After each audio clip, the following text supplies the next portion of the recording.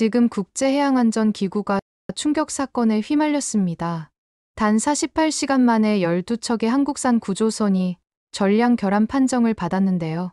특히 첫 조사에서 3척이 동시에 멈춰서며 치명적 균열이 발견됐습니다. 하지만 충격적인 사실은 이 모든 사태가 단순한 기술 문제가 아니라 거대한 조작일 수 있다는 점입니다. 유럽과 중국의 거대 기업들이 수십억 유로를 걸고 한국 기술을 무너뜨리려 했다는 내부 문서까지 드러났습니다. 과연 약자의 집요한 추적과 과학적 증거가 초강대 기업의 거짓을 무너뜨릴 수 있을까요? 지금부터 그 충격적인 진실을 들려드리겠습니다. 그 전에 구독과 좋아요를 눌러주시면 영상 제작에 큰 힘이 됩니다. 안녕하세요. 저는 노르웨이 출신 아린 요한슨입니다. 노르웨이 베르겐 항구에서 48시간 전 3척의 한국산 구조선이 동시에 멈춰 섰습니다. 정기 점검 중이었는데 예상치 못한 균열이 발견됐죠. 저는 국제해양안전기구 소속 선박검사관으로서 이 충격적인 상황을 직접 목격했습니다. 차가운 북해 바람이 얼굴을 스치는 가운데 제 심장은 15년 전 그날처럼 빠르게 뛰기 시작했어요. 15년 전 3월, 아버지 올레 요한슨은 한국 부산에서 제작된 어선 노르디아 프라이드호에서 사고를 당했습니다. 선체 용접 부위가 갑자기 파열되면서 바닷물이 쏟아져 들어왔죠. 구조대가 도착했을 때는 이미 늦었어요. 아버지는 차가운 노르웨이 해에서 숨을 거두었습니다. 그날 이후 저는 한국 조선 기술을 절대 신뢰하지 않겠다고 다짐했어요. 선박검사관이 된 것도 그 때문이었습니다. 더 이상 누군가가 아버지처럼 죽지 않게 하려고요. 베르겐 항구 3번 부두에서 첫 번째 선박 오션 레스큐 7호를 점검했을 때의 일이 선명합니다. 길이 40m, 폭 8m의 이 구조선은 겉보기엔 멀쩡해 보였어요. 하지만 제가 선체 중앙부를 두드렸을 때 둔탁한 울림이 들렸습니다. 정상적인 강철 소리가 아니었죠. 금속 탐지기를 대자 즉시 빨간 경고등이 깜빡였어요. 디지털 화면에 나타난 숫자는 충격적이었습니다. 구조적 결함을 나타내는 수치였죠. 저는 무릎을 꿇고 선체를 자세히 살펴봤습니다. 용접선을 따라 미세한 균열이 퍼져 있었어요. 이게 정말 우연일까? 저는 중얼거리며 두 번째 선박으로 향했습니다. CG 가디언 12호도 마찬가지였어요. 같은 위치에 같은 형태의 균열이 발견됐습니다. 저는 손전등을 비춰가며 균열의 깊이를 확인했죠. 생각보다 심각했어요. 바닷물이 스며들 수 있는 정도였습니다. 세 번째 선박 마린 세이버 3호에 올라섰을 때 저는 이미 결과를 예상하고 있었어요. 역시나 동일한 패턴의 균열이 나타났습니다. 이때 확신했죠. 이것은 한국 조선업계의 구조적 문제라고요. 항구 사무실로 돌아와 검사 보고서를 작성하기 시작했습니다. 컴퓨터 화면 앞에 앉아 떨리는 손으로 키보드를 두드렸어요. 한국산 구조선 3척 모두 구조적 결함 발견, 즉시 운항 중단 권고. 이 한 문장이 수십억 달러 규모의 국제 계약을 흔들 것을 알고 있었습니다. 저는 잠시 키보드에서 손을 떼고 창밖을 바라봤어요. 석양이 베르겐 항구를 붉게 물들이고 있었습니다. 아버지가 마지막으로 본 노을도 이랬을까요? 세 척이 같은 날 멈췄다고? 한국 기술은 역시 믿을 수 없어. 저는 혼잣말을 하며 다시 보고서 작성에 집중했습니다. 양심의 가책은 없었어요. 오히려 사명감이 더 강해졌죠. 아버지의 죽음이 헛되지 않으려면 같은 비극을 막아야 했거든요. 보고서를 국제해양안전기구 본부에 전송한 후 저는 깊은 한숨을 내쉬었습니다. 이 보고서가 불러올 파장을 예감하고 있었어요. 전 세계가 한국 조선업의 안전성에 의문을 품게 될 것입니다. 5개국이 체결한 구조선 도입 계약도 전면 재검토될 거예요. 하지만 그것이 진실이라고 저는 굳게 믿고 있었습니다.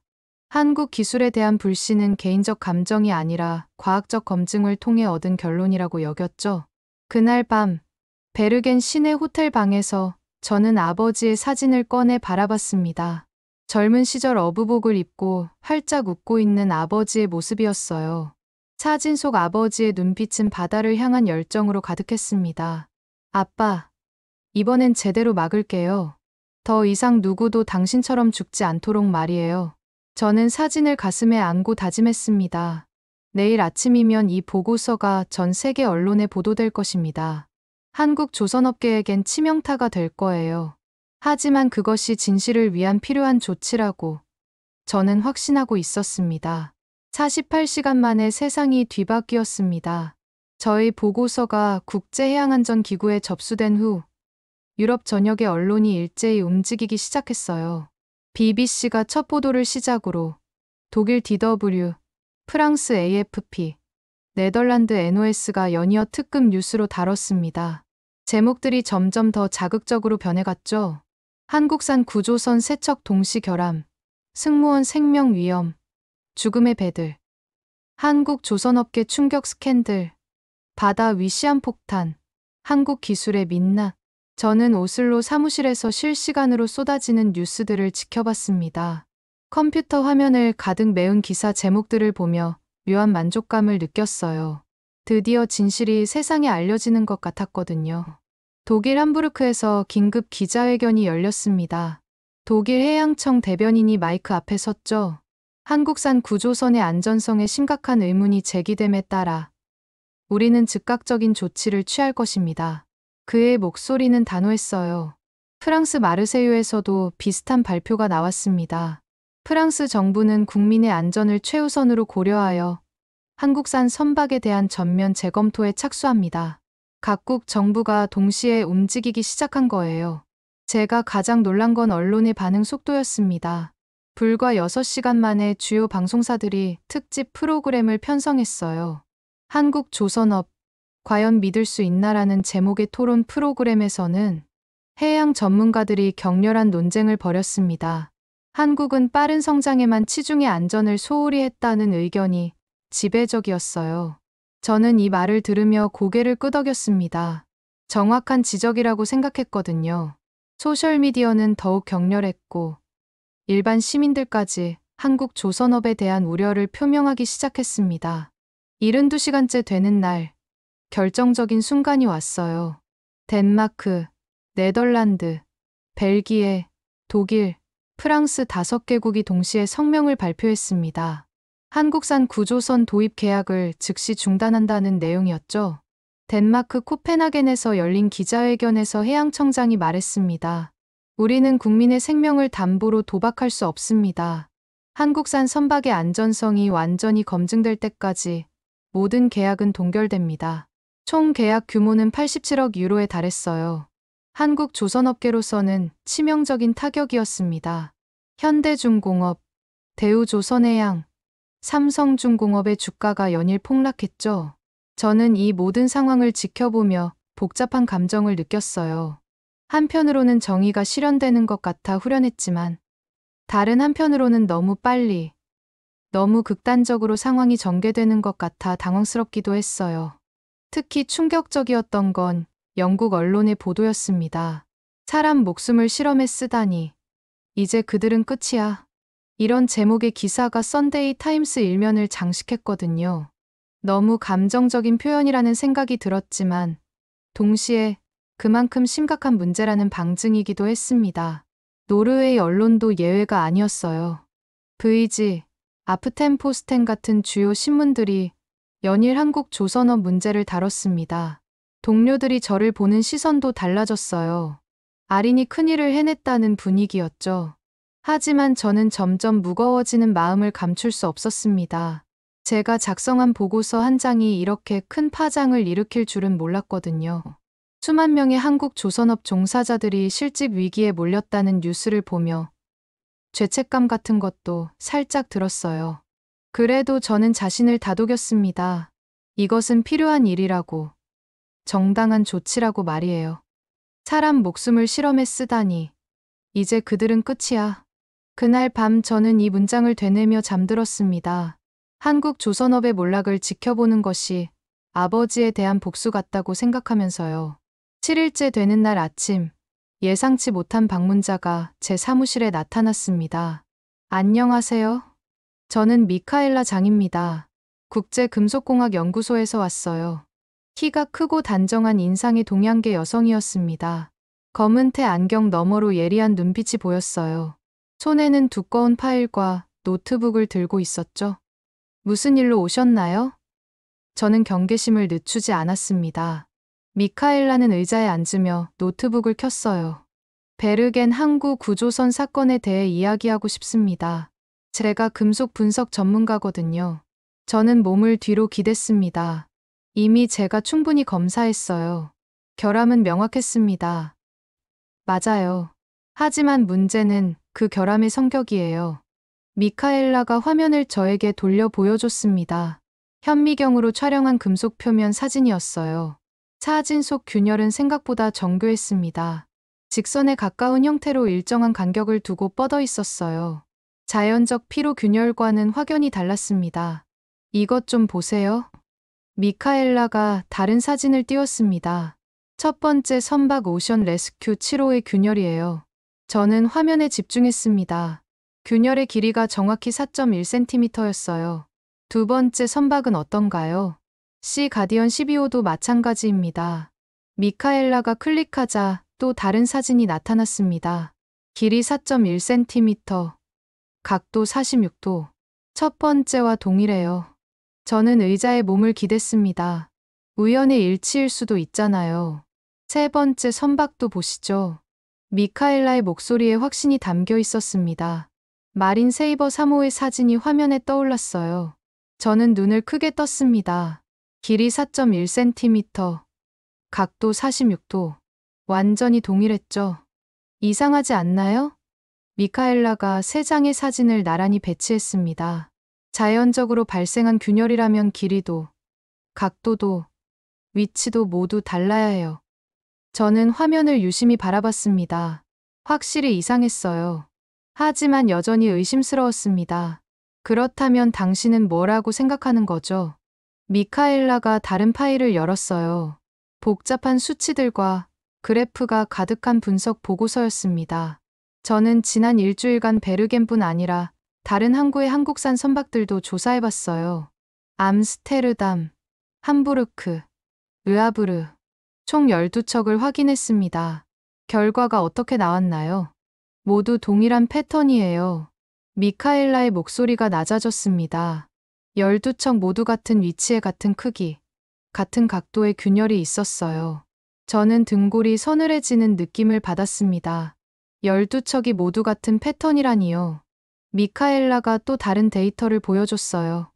더 놀라운 건 균열 발생 시점이에요. 모든 선박이 정확히 같은 날, 같은 시간대에 균열이 시작됐습니다. 그게 무슨 의미죠? 균열이 자연적이라면 길이도, 위치도 다 달라야 해? 그런데 여긴 모두 똑같아. 미카엘라는 확대된 금속 조직 사진을 보여줬습니다. 여기 보세요. 균열 단면이 너무 깨끗해요. 마치 정밀 기계로 절단한 것 같습니다. 저는 사진을 자세히 들여다봤어요. 확실히 일반적인 피로 균열과는 달랐습니다. 가장자리가 너무 정교했어요. 그런데 이것만으로는 저는 여전히 확신이 서지 않았습니다. 미카엘라가 마지막 자료를 꺼냈어요. 화학 성분 분석표였습니다. 균열 부위에서 특이한 화학 물질이 검출됐어요. 일반적인 해수나 대기 중에서는 발견되지 않는 성분들입니다. 어떤 성분이죠? 부식 촉진제예요. 인위적으로 금속을 약화시키는 화합물입니다. 저는 의자에서 일어나 창밖을 바라봤습니다. 오슬로 항구의 평온한 풍경이 보였지만 제 마음은 전혀 평온하지 않았어요. 그렇다면 저는 조심스럽게 말을 꺼냈습니다. 이 모든 게 인위적이라는 뜻인가요? 저는 과학자예요. 데이터만 믿습니다. 미카엘라가 단호하게 말했습니다. 그런데 이 데이터들은 모두 같은 결론을 가리키고 있어요. 저는 다시 자리에 앉았습니다. 지난 일주일간의 모든 사건들이 머릿속에서 빠르게 스쳐 지나갔어요. 언론의 폭발적 반응, 5개국의 동시 계약 파기, 너무나 완벽한 타이밍. 만약 정말 인위적이라면 저는 목소리를 낮췄습니다. 누가 이런 짓을 했을까요? 미카엘라가 저를 똑바로 바라봤어요. 그건 제가 답할 수 있는 영역이 아니에요. 하지만 한 가지는 확실해요. 이것은 단순한 품질 문제가 아닙니다. 저는 깊은 한숨을 내쉬었습니다. 제가 확신했던 모든 것들이 흔들리기 시작했어요. 한국 기술에 대한 불신, 아버지의 죽음에 대한 복수심, 정의 실현이라는 사명감까지도요. 미카엘라가 떠난 후 3일이 지났을 때 제 앞에 예상치 못한 인물들이 나타났습니다. 아린 요한슨 씨. 값비싼 정장을 입은 중년 남성이 제 사무실 문을 두드렸어요. 뒤따라 동양인 남성 한 명이 더 들어왔습니다. 저는 하인츠 크라우스입니다. 유럽 해양산업연합회 이사죠. 독일 억양이 강한 영어였어요. 이쪽은 천회일인 씨. 아시아 조선협력기구 대표입니다. 저는 긴장했습니다. 이들이 왜 갑자기 나타났을까요? 크라우스가 의자에 앉으며 공손한 미소를 지었어요. 당신의 뛰어난 업무 수행에 대해 축하드리고 싶어서 왔습니다. 무슨 뜻인지 잘 모르겠는데요. 천회일인이 서류 봉투를 테이블 위에 올려놓았습니다. 당신 덕분에 유럽 해양 안전이 크게 향상됐어요. 우리는 그 공로를 인정하고 싶습니다. 봉투를 열어보니 은행 수표가 들어있었어요. 금액을 보고 저는 깜짝 놀랐습니다. 50만 유로였거든요. 이건 뭐죠? 감사의 표시입니다. 크라우스가 여전히 미소를 유지했어요. 당신이 발견한 한국 선박의 결함 덕분에 유럽 조선업체들이 큰 혜택을 받았거든요. 저는 수표를 밀어냈습니다. 죄송하지만 받을 수 없어요. 저는 그냥 제 일을 했을 뿐입니다. 천회일인의 표정이 순간 굳어졌어요. 하지만 곧 다시 미소를 지었습니다. 아린 씨, 우리는 현실적으로 생각해봐야 해요. 크라우스가 몸을 앞으로 기울였습니다. 한국 조선업체들이 무너지면 그 빈자리를 누군가 채워야 하잖아요. 독일의 메이어 베르프트, 네덜란드의 다멘 조선소가 준비되어 있어요. 천회일인이 덧붙였습니다. 중국의 차이나 스테이트도 마찬가지고요. 저는 이들의 의도를 깨닫기 시작했어요. 한국 조선업체의 몰락을 통해 시장 점유율을 늘리려는 계획이었던 거죠. 당신의 보고서 한 줄이 수십억 유로를 움직인다. 크라우스의 목소리에서 협박의 뉘앙스가 느껴졌어요. 제 보고서는 사실에 기반한 것입니다. 물론이죠. 천회일인이 고개를 끄덕였어요. 하지만 때로는 사실도 관점에 따라 달리 해석될 수 있잖아요. 저는 몸서리를 쳤습니다. 이들이 무엇을 요구하는지 점점 명확해졌거든요. 크라우스가 다른 서류를 꺼냈어요. 이건 최종 조사 보고서 초안입니다. 당신 서명만 들어가면 끝이에요. 보고서를 훑어보니 충격적이었습니다. 한국 조선업체들을 완전히 매장시킬 수 있는 내용으로 가득했어요. 근거 없는 추정과 과장된 표현들이 즐비했습니다. 이건 사실과 다릅니다. 사실? 천회일인이 냉소적으로 웃었어요. 누구의 사실 말이에요? 당신은 이미 한국 기술을 불신한다고 공언하지 않았나요? 저는 할 말을 잃었습니다. 제가 했던 말들이 이렇게 이용될 줄은 몰랐어요. 크라우스가 수표를 다시 제 앞으로 밀어냈습니다. 이건 시작일 뿐이에요. 앞으로도 우리와 협력한다면 더 큰 혜택이 있을 거예요. 만약 거부한다면? 두 사람의 표정이 동시에 차갑게 변했어요. 아린 씨에게는 13살 된 딸이 있죠. 천회일인이 사진을 꺼냈습니다. 제 딸 레나가 학교에서 나오는 모습이었어요. 제 혈관 속 피가 얼어붙는 느낌이었습니다. 그리고 어머니는 오슬로 외곽 요양원에 계시고요. 크라우스가 또 다른 사진을 보여줬습니다. 당신들이 뭘 하려는 거예요? 아무것도 하지 않아요. 크라우스가 웃었습니다. 당신이 현명한 선택을 한다면 말이죠. 천회일인이 일어서며 명함을 테이블에 놓았어요. 스문의 시간 드릴게요. 신중하게 생각해보세요. 두 사람이 떠난 후 저는 혼자 남겨졌습니다. 테이블 위에는 50만 유로 수표와 조작된 보고서, 그리고 가족들의 사진이 놓여 있었어요. 저녁 무렵 집으로 돌아가는 길에 이상한 차 한 대가 계속 따라오는 것을 발견했습니다. 집 앞에 도착했을 때도 그 차는 여전히 보이는 곳에 서 있었어요.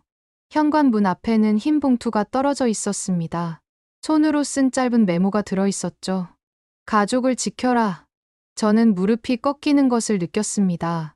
양심과 생존 사이에서 선택해야 하는 상황에 놓인 거예요. 미카엘라가 보여준 과학적 증거들이 머릿속에서 맴돌았습니다. 하지만 가족들의 안전이 더 소중했어요. 그날 밤 저는 한숨도 잘 수 없었습니다. 창문 밖을 내다보면 여전히 검은 차가 서 있었거든요. 제가 내린 결정이 옳은 것인지, 아버지가 보신다면 뭐라고 하실지 계속 생각했어요. 아침이 되자 휴대폰이 울렸습니다. 크라우스였어요. 결정하셨나요? 저는 긴 침묵 후에 대답했습니다. 시간이 더 필요해요. 아린 씨, 시간은 누구에게나 공평하지 않아요. 현명한 선택을 하시길 바랍니다. 전화가 끊어진 후, 저는 거울 속 제 모습을 바라봤습니다. 피곤에 찌든 얼굴과 흔들리는 눈빛이 보였어요. 과연 제가 올바른 길을 걷고 있는 걸까요? 크라우스의 전화로부터 이틀이 지난 저녁, 예상치 못한 연락이 왔습니다. 아린 요한슨 씨인가요? 낯선 여성의 목소리였어요. 노르웨이어를 유창하게 구사했지만 살짝 외국 억양이 섞여 있었습니다. 제 정체는 중요하지 않아요. 다만 당신이 알아야 할 진실이 있어서 연락했습니다. 저는 주변을 둘러봤어요. 혹시 도청당하고 있는 건 아닐까 하는 의심이 들었거든요. 오늘 밤 11시 오슬로 아케르스우스 요새 근처 해안가로 오세요. 혼자 오시고 누구에게도 말하지 마세요. 잠깐, 이게 무슨, 당신 가족의 안전을 위해서라도 와야 합니다. 크라우스와 천회일인이 누구인지 알고 있어요. 전화가 끊어졌습니다. 저는 한동안 수화기를 쥐고 서 있었어요. 11시 정각, 아케르스우스 요새 근처 해안가는 적막했습니다. 가로등 불빛이 어스름하게 바닷물을 비추고 있었어요. 이쪽으로 오세요. 어둠 속에서 30대 중반으로 보이는 동양계 여성이 나타났습니다. 검은 코트를 입고 있었고 손에는 두꺼운 서류 봉투를 들고 있었죠. 저는 국제탐사보도 기자입니다. 지난 6개월간 유럽과 중국의 조선업체 카르텔을 추적해왔어요. 여성이 서류 봉투를 제게 건넸습니다. 이 안에 모든 증거가 들어있어요. 봉투를 열어보니 충격적인 내용들이 가득했습니다. 첫 번째 문서의 제목이 눈에 들어왔어요. 프로젝트 블랙타이드, 한국 조선업 제거 작전. 저는 숨을 몰아쉬었습니다. 이건 단순한 경쟁이 아니라 조직적인 음모였던 거예요. 2023년 7월 15일, 함부르크 호텔에서 비밀 회동이 있었어요. 기자가 설명을 시작했습니다.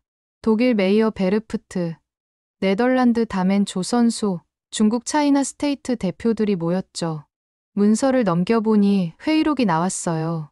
한국 조선업체들의 시장 점유율이 63%에 달함. 이를 30% 이하로 떨어뜨리기 위한 전략 필요. 품질 문제를 조작하여 국제적 불신 조성. 언론 플레이를 통한 여론 악화 작업 동시 진행. 저는 손이 떨리는 것을 느꼈습니다. 다음 장을 보세요. 더욱 충격적인 내용이 나타났습니다. 화학 물질을 이용한 인위적 균열 생성 방법이 상세히 기술되어 있었어요. 부식 촉진제 XC47을 선체 용접 부위에 도포. 24에서 48시간 후 균열 발생 시작. 길이 4.1cm. 각도 46도로 통일하여 품질 관리 문제로 위장. 이게 정말 사실인가요? 네. 모두 사실이에요. 그들은 12척의 한국산 선박에 이 작업을 실시했어요. 베르겐에서 당신이 발견한 세척도 포함해서요. 저는 다리에 힘이 빠지는 것을 느꼈어요. 제가 한 모든 일들이 거대한 조작의 일부였다는 뜻이었거든요. 기자가 다른 문서를 보여줬어요. 크라우스와 천회일인의 통화 녹취록이었습니다. 아린 요한스는 완벽한 카드야. 아버지를 한국산 선박 사고로 잃었거든. 개인적 감정이 있어서 의심하지 않을 거야. 맞아. 그의 보고서가 나오면 언론 플레이는 우리가 담당하고 5개국 동시 계약 파기도 이미 준비됐어. 저는 주먹을 쥐었습니다. 제가 완전히 조종당했던 거예요. 왜 이 모든 걸 저에게 알려주는 거죠? 결함은 자연이 아니라 사람의 계산으로 만들어진 거였군. 기자가 제 표정을 유심히 지켜봤어요. 당신이 진실을 알 권리가 있다고 생각해요. 그리고 제가 어떻게 하길 원하는 거죠? 진실을 밝혀야 해요. 당신만이 할 수 있어요. 저는 고개를 저었습니다. 불가능해요. 그들이 제 가족을 위협하고 있거든요. 기자가 또 다른 서류를 꺼냈어요. 우리가 당신 가족을 보호할 방법을 준비해뒀어요. 노르웨이 경찰과 인터폴이 협조하기로 했거든요. 시간이 얼마나 있죠? 72시간이에요. 그 후에는 그들이 증거를 인멸할 거예요. 저는 깊은 숨을 들이쉬었습니다. 두려웠지만 동시에 분노가 치밀어 올랐어요. 제가 한국을 향한 개인적 감정 때문에 무고한 사람들이 피해를 보게 내버려 둘 수는 없었습니다. 알겠어요. 하겠습니다. 기자가 미소를 지었어요. 용기 있는 선택이에요. 진실은 반드시 밝혀져야 합니다. 집으로 돌아가는 길, 저는 결심을 굳혔습니다. 아버지라면 진실을 택하셨을 거예요. 비록 개인적 복수심에서 시작됐지만 이제는 정의를 위해 싸워야 할 때였습니다.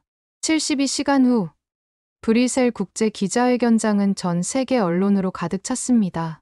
총 47개국 134명의 기자들이 몰려들었어요. 저는 연단 앞에 서 있었습니다. 안녕하십니까. 저는 노르웨이 출신 아린 요한슨입니다. 제 목소리가 마이크를 통해 울려 퍼졌어요. 지난 2주간 한국산 구조선 결함 사건에 대해 진실을 밝히고자 합니다. 저는 처음에 한국 조선 기술의 구조적 결함이라고 확신했습니다. 하지만 그것은 착각이었습니다. 미카엘라가 대형 스크린을 가리켰습니다. 12척 모든 선박의 균열 사진이 나란히 배치되었어요. 자연은 이런 정밀도를 허락하지 않는다. 저는 단호하게 말했습니다. 갑자기 회견장 뒤쪽에서 소동이 일어났어요. 크라우스와 천웨일인이 경호원들과 함께 들어오려 하고 있었습니다. 저들을 막아주세요. 저는 인터폴 수사관에게 신호했어요. 크라우스가 소리쳤습니다. 이 모든 건 거짓말이야. 아린 요한슨은 뇌물을 받았어. 하지만 보안요원들이 그들을 제지했어요. 회견은 계속되었습니다. 미카엘라가 화학 성분 분석표를 보여줬어요. 균열 부위에서 부식 촉진제 XC47이 검출됐습니다. 그리고 이것이 결정적 증거입니다. 저는 프로젝트 블랙타이드 문서를 들어올렸어요. 스크린에 비밀 회의록이 나타났습니다. 한국 조선업 시장 점유율 63에서 30%로 축소 목표, 품질 조작을 통한 국제적 신뢰 실추 작전. 더 충격적인 건 통화 녹취록입니다. 저는 스피커를 켰어요. 크라우스의 목소리가 울려 퍼졌습니다. 아린 요한슨은 완벽한 카드야. 아버지를 한국산 선박 사고로 잃었거든. 개인적 감정이 있어서 의심하지 않을 거야. 천웨일인의 목소리가 이어졌어요. 맞아. 그의 보고서가 나오면 언론 플레이는 우리가 담당하고 5개국 동시 계약 파기도 이미 준비됐어. 회견장이 완전히 들썩였습니다. 기자들이 일제히 손을 들고 질문을 쏟아내기 시작했어요. 그때 다시 뒤쪽에서 소동이 벌어졌어요. 크라우스가 보안요원을 뚫고 연단으로 돌진하려 했습니다. 모든 게 조작이야. 너희가 증거를 조작한 거야. 하지만 미카엘라가 차분하게 마이크를 잡았어요. 실시간 화상 연결을 통해 추가 증거를 보여드리겠습니다. 스크린에 베르겐 항구가 나타났어요.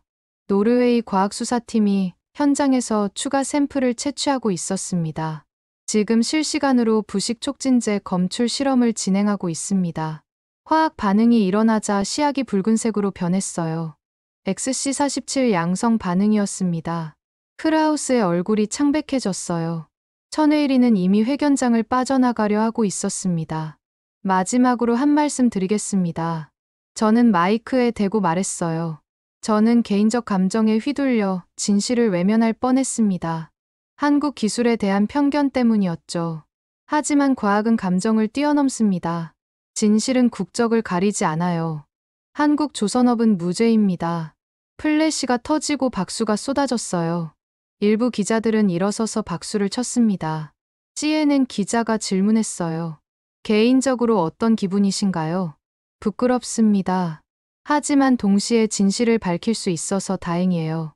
인터폴 수사관이 발표했습니다. 크라우스, 천웨일인에 대한 국제 수배령이 발령됐습니다. 회견이 끝난 후 저는 미카엘라와 함께 회견장을 빠져나왔어요. 고생하셨어요. 미카엘라가 제 어깨를 두드렸습니다. 창밖으로 브뤼셀의 저녁 노을이 보였습니다. 이제는 복수가 아니라 진실을 위한 석양이었습니다. 기자회견이 끝난 지 48시간 만에 세상이 다시 한번 뒤바뀌었습니다. 독일이 가장 먼저 움직였어요. 독일 정부는 한국 조선업체들에 대해 공식 사과의 뜻을 전합니다. 조작된 정보에 기반해 성급한 판단을 내렸습니다. 프랑스도 뒤따랐습니다. 프랑스는 한국과의 해양협력 관계를 즉시 복원할 것입니다. 네덜란드, 벨기에, 덴마크가 연이어 같은 입장을 발표했어요. 5개국이 동시에 계약을 파기했듯이 이번엔 동시에 복원한 거였습니다. 중국에서는 차이나 스테이트 조선 대표들이 줄줄이 체포됐습니다. 한국에서는 현대중공업, 대우조선해양, 삼성중공업의 주가가 연일 폭등했어요. 지난 2주간 잃었던 시가총액을 하루 만에 회복했습니다. 울산 현대중공업 조선소에서는 직원들이 태극기를 흔들며 환호했어요. 우리 기술이 인정받았다. 진실이 승리했다. 저는 이 모습들을 보며 복잡한 심정이었어요. 제가 시작한 일이 이렇게 큰 고통을 안겨드렸다는 죄책감과 결국 진실을 밝혀낸 것에 대한 안도감이 교차했습니다. 크라우스와 천웨일인에 대한 수사도 빠르게 진행됐어요. 며칠 후 크라우스가 프랑크푸르트 공항에서 체포됐고 천웨일인도 상하이에서 검거됐습니다. 국제해양안전기구에서 특별감사관 임명 제의가 들어왔어요. 요한슨 씨의 용기와 진실 추구 정신을 높이 평가합니다. 앞으로 이런 조작을 방지하는 데 도움을 주시겠습니까? 저는 흔쾌히 수락했습니다. 이번 일을 계기로 제 사명이 바뀐 것 같았거든요. 한국 조선업계에서 감사 편지들이 왔어요. 현대중공업 CEO가 직접 쓴 편지가 특히 기억에 남습니다. 요한슨 검사관님의 용기 덕분에 우리가 다시 일어설 수 있었습니다. 개인적 아픔을 뛰어넘어 진실을 택해주신 것에 깊이 감사드립니다. 저는 이 편지를 읽으며 울컥했어요. 아버지에 대한 복수심에서 시작됐지만 결국 더 큰 진실을 발견하게 된 거니까요. 진실은 선박의 국적보다 무겁다. 저는 이 말을 되뇌었습니다. 그날 저녁, 아버지 무덤을 찾았어요. 오슬로 외곽 묘지의 작은 비석 앞에 섰습니다. 아빠, 제가 잘못 생각했어요. 한국 기술이 나쁜 게 아니라 그걸 이용하려는 사람들이 나쁜 거였어요. 한국 부산에서 문자가 왔어요. 요한스님, 저희는 부산 조선소 직원들입니다. 언젠가 한국에 초대하고 싶어요. 저는 미소를 지으며 답장을 보냈어요. 꼭 가보겠습니다. 진실을 함께 지켜나가요. 그날 밤 저는 처음으로 편안하게 잠들 수 있었습니다. 복수가 아닌 진실을 택한 것이 옳은 선택이었다는 확신을 가지고요. 6개월 후 제네바에서 역사적인 순간이 펼쳐졌습니다. UN 본부 대회의실에는 전 세계 47개국 해양안전 담당자들이 모였어요. 저는 새로 설립된 국제해양안전 진실위원회 초대 위원장으로서 연단에 서 있었습니다. 오늘 우리는 새로운 시작을 합니다.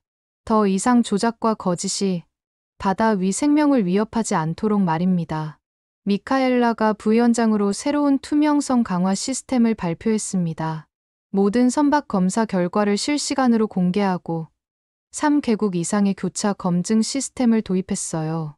회의 중 긴급 메시지가 왔습니다. 로포텐 제도 근처 조난 사고 발생. 한국산 구조선 3척 출동.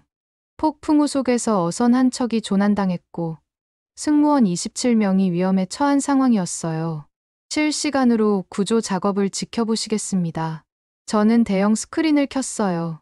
오션 레스큐 7호, 시 가디언 12호, 마린 세이버 3호 제가 6개월 전 결함으로 판정했던 바로 그 선박들이었어요.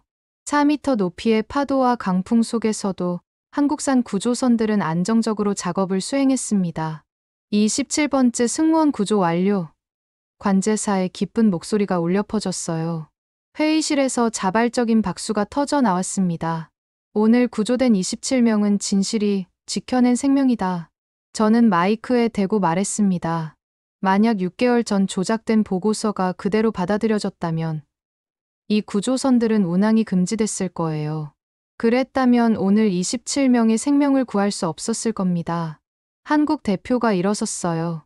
요한슨 위원장님, 감사의 말씀을 전하고 싶습니다. 제가 감사해야 할 입장이죠. 한국의 뛰어난 기술 덕분에 오늘 27명이 살아났으니까요. 6개월 전 저는 개인적 상처 때문에 판단을 그르쳤습니다. 하지만 진실은 개인의 감정보다 강했습니다.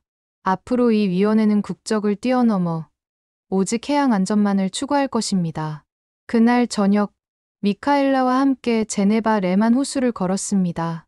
6개월 전을 생각하면 참 많이 변했네요. 네. 그때는 복수에 눈이 멀어 있었죠. 지금은 국적에 상관없이 모든 선박이 안전한 바다를 꿈꿔요. 휴대폰에 메시지가 왔어요. 오늘 구조된 어부들 중 한 명이 보낸 것이었습니다. 생명을 구해주신 한국 구조선과 진실을 밝혀주신 요한슨 위원장님께 감사드립니다. 그날 밤 호텔에서 아버지의 사진을 바라보며 저는 속삭였습니다. 아빠, 이제 진짜 바다를 지키고 있어요. 한국 배든 노르웨이 배든 상관없이 모든 배가 안전하도록요. 불신에서 시작된 여정이 결국 신뢰와 협력으로 이어진 기적적인 반전이었어요. 그 중심에는 27명의 구조된 생명이 있었습니다. 지금까지 한국산 구조선을 둘러싼 국제무역부와 한 조사관의 진실규명 이야기를 들으셨습니다. 어떠셨나요? 돈과 권력 앞에서도 진실을 포기하지 않은 사람들이 있었기에 오늘도 우리의 바다는 안전합니다. 이 이야기는 단순히 구조선에 관한 것이 아닙니다. 우리가 살아가는 세상 곳곳에서 벌어지는 거짓과 진실의 싸움에 관한 이야기죠. 여러분도 혹시 주변에서 진실이 왜곡되는 것을 보신 적이 있나요? 작은 용기가 큰 변화를 만들 수 있습니다. 한국 기술의 자존심을 지킨 이들의 이야기가 많은 사람들에게 전해지길 바랍니다. 구독과 댓글, 그리고 무엇보다 이 영상을 공유해 주세요. 진실의 힘을 믿는 모든 분들에게 이 이야기가 전해지도록요.